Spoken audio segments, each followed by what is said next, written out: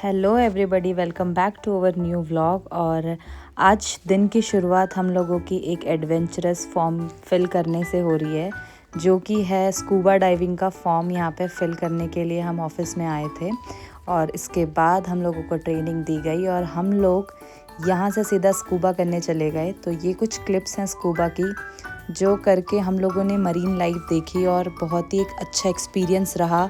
अंडमान में specially 80% tourist जो होते हैं वो स्कूबा के लिए आते हैं।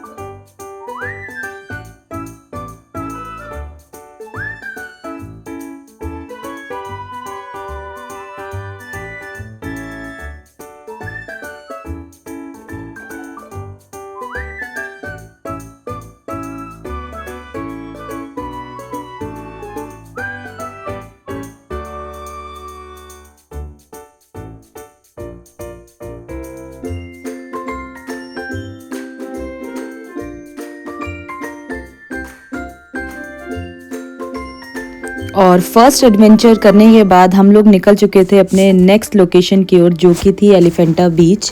एलिफेंटा बीच बेसिकली फेमस है वाटर स्पोर्ट्स एक्टिविटी के लिए, और वो बीच में सिर्फ वाटर स्पोर्ट्स एक्टिविटी होती है और उस बीच में एक डिफाइंड एरिया है जिसको आप क्रॉस करके नहीं जा सकते।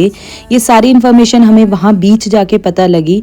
और अगर आपको वाटर स्पोर्ट्स एक्टिविटी पसंद है तो ही आप एलिफेंटा बीच को अपना आइटनरी के अंदर रखना, अदरवाइज आप इसको स्किप भी कर सकते हैं। और हैवलॉक में और अदर ऑप्शंस हैं जहाँ आप इंजॉय कर सकते हैं।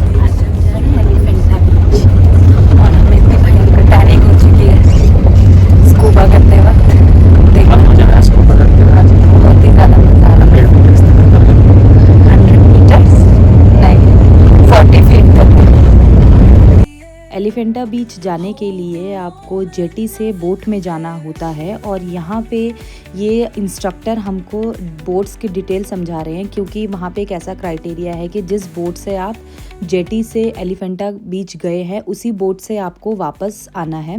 और हर एक बोट का पर्टिकुलर नेम है, जिस नेम को और स्लिप को आपको अपने साथ रखना है। हम लोगों ने अपने नेक्स्ट वाटर स्पोर्ट्स एक्टिविटी की टिकट्स जेटी से ही ले लिए थे, जो कि थी सी वॉक। और एलिफेंटा बीच में जाकर हम लोगों ने अपने टिकट्स देकर सी वॉक को एंजॉय किया।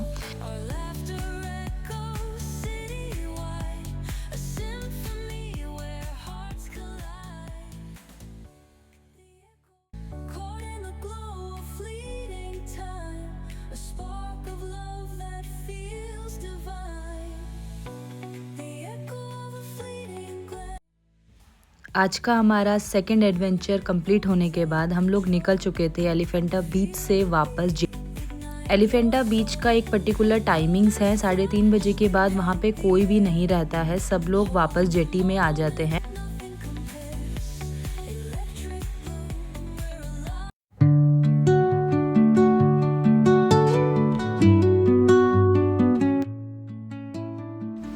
और अब हम कैब में बैठ के जिस लोकेशन की ओर जा रहे थे उस लोकेशन के बारे में मुझे नहीं पता था, क्योंकि मेरे हस्बैंड ने मुझे बोला था कि तुम रेडी होकर बस आ जाना। लोकेशन में जाकर मुझे पता चला कि यहाँ पे मेरे लिए कैंडल लाइट डिनर प्लान किया गया है। मेरे हस्बैंड ने मेरे लिए प्लान किया था। तो यहाँ पे बहुत सारे और भी कैंडल लाइट डिनर कपल्स के यहाँ पे हो रहे थे और हम लोगों का कैंडल लाइट डिनर का सेटअप कुछ इस तरीके का था। बहुत ही ज़्यादा सुंदर था और सबसे अच्छी बात थी कि हमारे सामने प्राइवेट बीच था।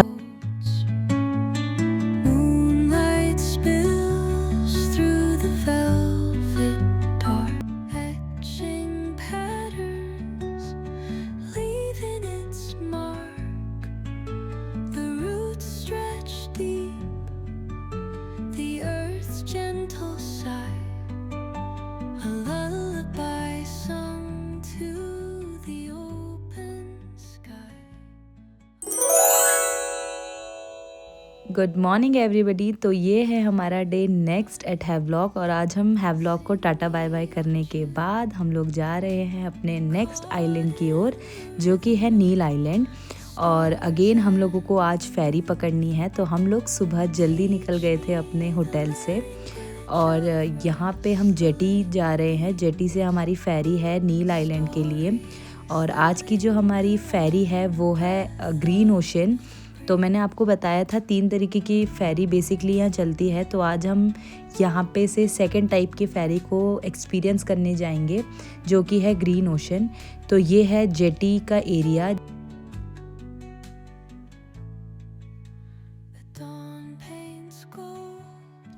तो ये थी आज की हमारी फ़ेरी ग्रीन ओशन 1। और ग्रीन ओशन 1 की सबसे अच्छी बात थी कि इसमें आपको ओपन स्पेस मिलता है और यहाँ पे आप जाके एंजॉय कर सकते हैं।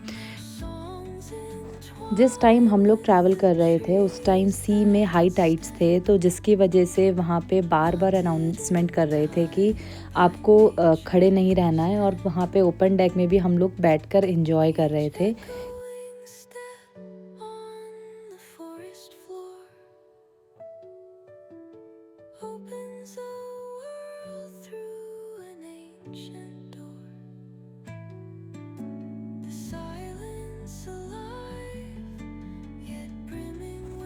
तो अब हम पहुंच गए थे नील आइलैंड, और ये है नील आइलैंड।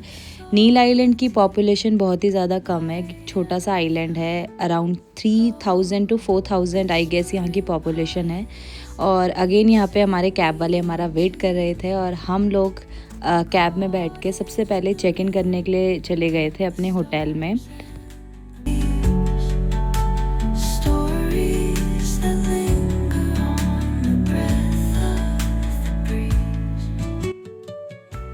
नील आइलैंड में हमारा जो रिज़ॉर्ट था वो था टैंगो रिज़ॉर्ट, और बहुत ही सुंदर रिज़ॉर्ट था। इसमें भी अपना प्राइवेट बीच था और प्राइवेट पूल भी था।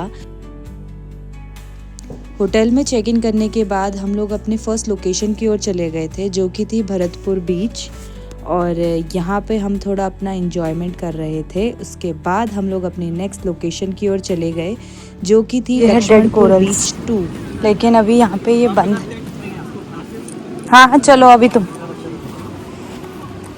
ये सारा अभी सूखा है क्योंकि यहाँ अभी पानी कम है।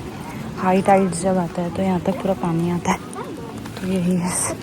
लक्ष्मणपुर बीच 2 जो है वो फेमस है अपने नेचुरल ब्रिज के लिए। ये ब्रिज जो है वो कोरल से बना हुआ है, और इस ब्रिज की खूबसूरती को देखने के लिए यहाँ पे सब लोग विजिट करते हैं।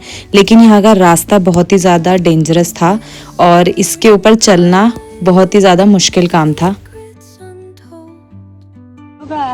अब हम जा रहे हैं सनसेट देखने लक्ष्मणपुर 2 बीच 2 बीच 1 सॉरी बीच 1 लक्ष्मणपुर बीच 1। और ये फेमस है अपने सनसेट की, और यहाँ पे स्टार गेजिंग भी होती है बाहर, लेकिन हमने देखी हुई है। और दूसरी चीज़ की बहुत ही ज़्यादा महंगा है। और यहाँ पे डॉगेस भाई, और ये डॉगेस भाई हमें हर जगह मिल रहे हैं।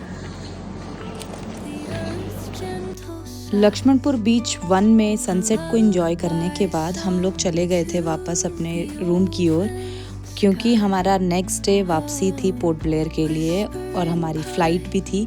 तो हम लोगों ने डिनर अपने होटल में ही किया उस दिन।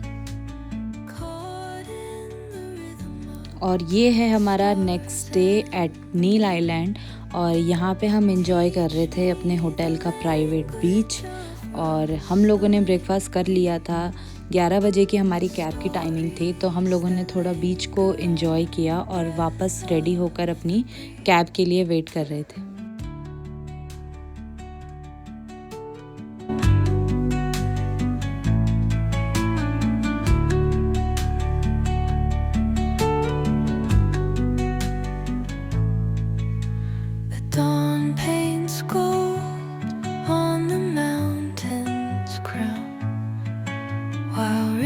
Whisper truth as they flow down.